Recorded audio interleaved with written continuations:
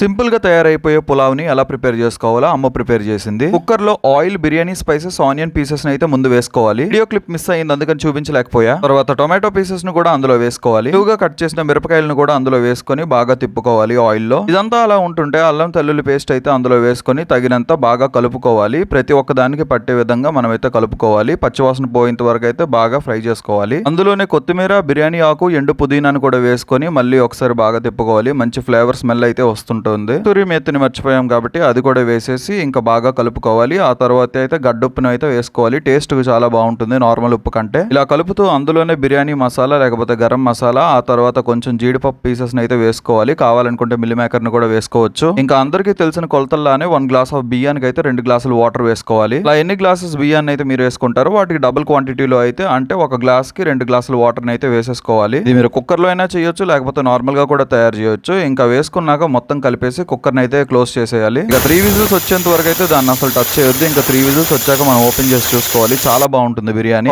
బిర్యానీ కాదు, కుక్కర్ పులావ్. ఇంట్లో ఏం లేనప్పుడు సింపుల్ గా అయిపోవాలంటే ఎక్కువ పదార్థాలు వాడకుండా తక్కువలో మనమైతే ఇది ప్రిపేర్ చేసుకోవచ్చు. ఇక మనం తయారు చేసుకున్న పులావ్ అయితే రెడీ అయిపోయింది. నాటుకోడితో మనం తినేద్దాం. ఎంతమందికి బిర్యానీ కంటే పులావ్ ఇష్టమో కామెంట్ చేయండి. ఈ వీడియో కనుక నచ్చితే ఈ వీడియోని లైక్ చేసి మన ఛానల్ ని ఫస్ట్ టైం చూస్తున్నట్లయితే మన ఛానల్ ని ఇప్పుడే సబ్స్క్రైబ్ చేసుకోండి. మీకు బిర్యానీ ఇష్టమో పులావ్ ఇష్టమో కామెంట్ చేయడం మర్చిపోకండి.